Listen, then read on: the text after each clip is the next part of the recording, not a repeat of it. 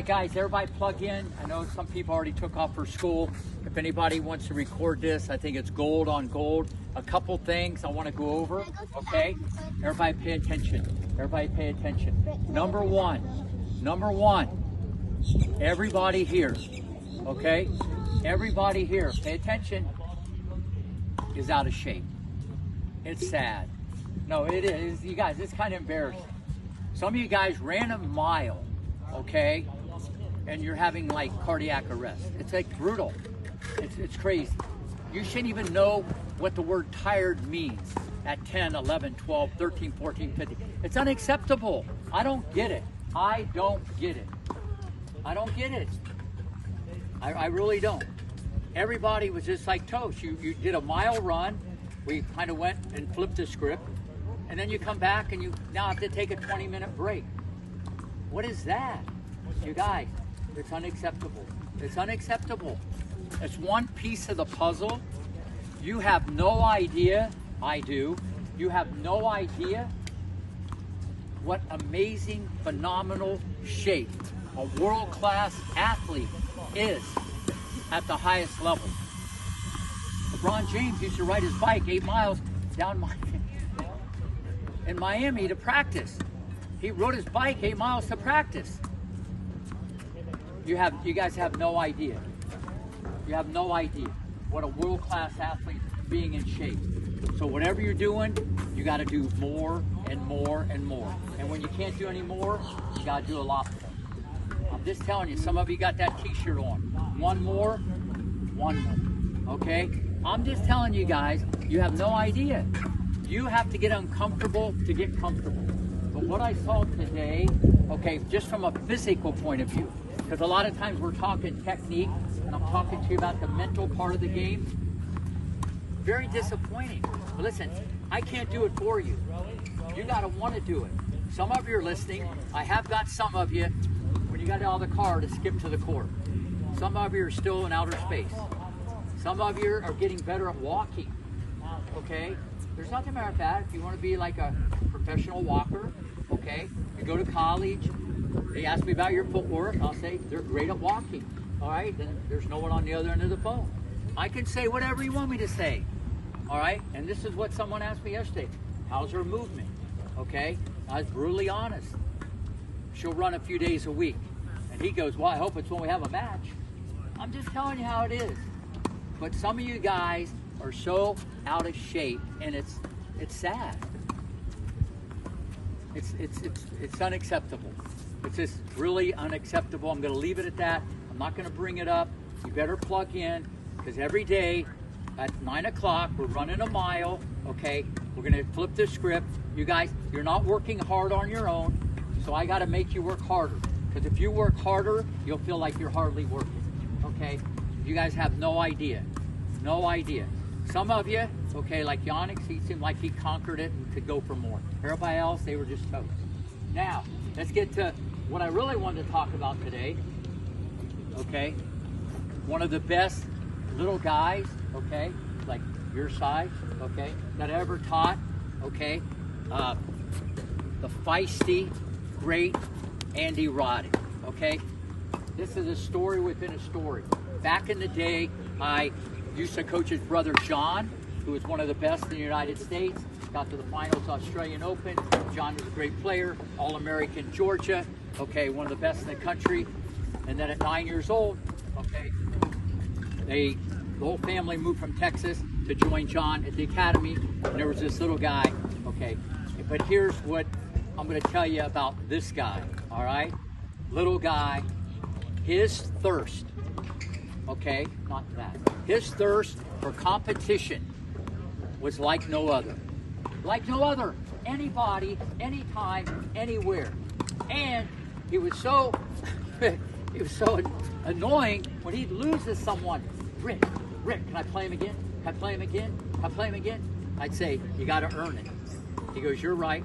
Hey, the next day, did I earn it? Did I earn it? He loved the competition. That's the one thing that always stood out to me about this little guy, all right? He just loved to compete, and he always gave 100%. He was all about the competition. and you guys have heard me talk about this before, when you just love to battle and you just love to play, you handle pressure better.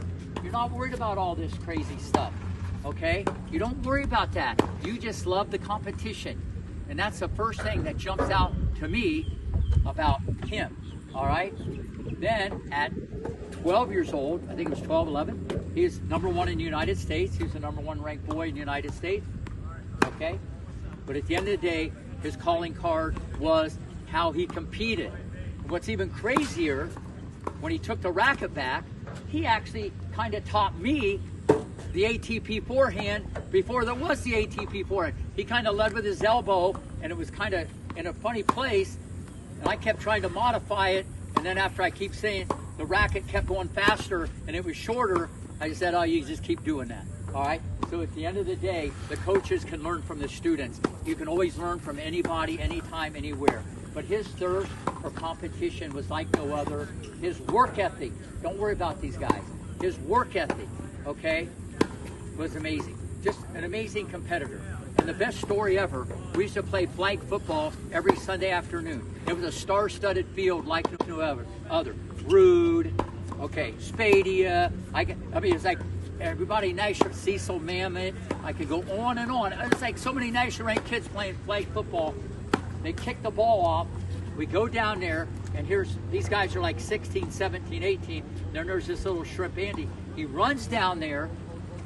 He tackles the guy, and we're playing flag, okay? He bloodies his mouth and has the flag and said, I got the flag, all right?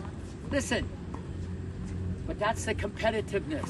I said, whoa, hey, this is flag football. You pull the flag, you don't tackle him and then pull the flag, all right? So the point is, this is the wiring, okay, of an athlete, okay? He actually, on the serve, did a lot of external rotation. He kind of taught himself how to serve by standing that way in abbreviated motion. Okay, that was done after, they were no longer at the academy. But at the end of the day, what I love most about his mom and dad is you carry your own water. You carry your own bag. You fill up your own ice. This is your thing. This isn't our thing. We have a life, okay? That's what I like. Sure, the parents would pick the balls up, but this is your thing, okay? And it helps bring the youngest of 3 other siblings, okay? Because they always got beat up on. Made him rougher and tougher, okay? He was so competitive. One time we went to University of Miami, went to the Orange Bowl. Florida State was playing Nebraska in the finals of the national championship. I had John Roddick on this side, Andy Roddick on this side. Since I'm a Florida guy, I was rooting for Florida State, and every time I root for Florida State, I get an elbow from one Roddick this way and another elbow that way. I said, hey, this is just a football game. But that's the competitiveness in a nice way. If you're a competitor, it's Monday, Tuesday, Wednesday, Thursday, Friday, Saturday, Sunday. You always want to compete, whether it's in school, getting the best grades, whether it's running a mile like Yannick's destroyed everybody. You want to compete.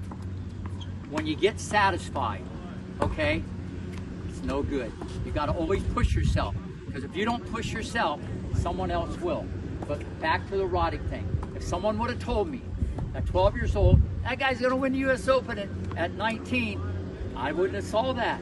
But then again, when he got bigger and stronger, okay, and he grew, and his serve got 30 miles faster, okay, and his forehand I knew was going to be nuclear, okay. The wiring inside that guy, everybody thought he was going to be the next Agassi, the next Sampras, or whatever. I never thought that. I knew he'd be the next Andy Roddick. And the reason why, okay, I think he had an amazing career. Simply because he had very few bad losses. What's that mean? He competed. Doesn't matter who he was playing. A guy 100, a guy 70, he was always there. It's unfortunate he was there with Nadal, Djokovic, and Federer, and a Cat Murray, and all these other guys. But at the end of the day, very few bad losses. He overachieved, even though he was anointed the next great American because of the guys that were ahead of him. And here it is, all these years later, who's the last guy to win a Grand Slam American? Anybody? Andy Roddick. Last one, win a Grand Slam. That could change quick. But all I'm saying is, and that was like, over 20 some years ago. All I'm saying is how he's put together. When people think of Roddick, they think of the serve, okay? Which they should, because the way he taught himself how to serve is amazing. But what's inside is why it goes in on break point, okay? And what I really love, he always said, I try to hit my second serve harder than my first, obviously with more spin.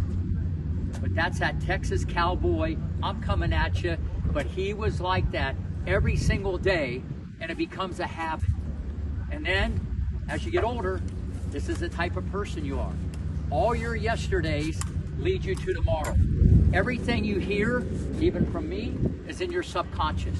And it's in there. It will come out someday. And a lot of you guys got to start putting the right stuff in your head. You're trying to put some of the right stuff when you eat. You got to put it in your head, and you got to apply it. But the first thing of the day, everybody has to get in a lot better shape. A lot of you guys are already in the tank.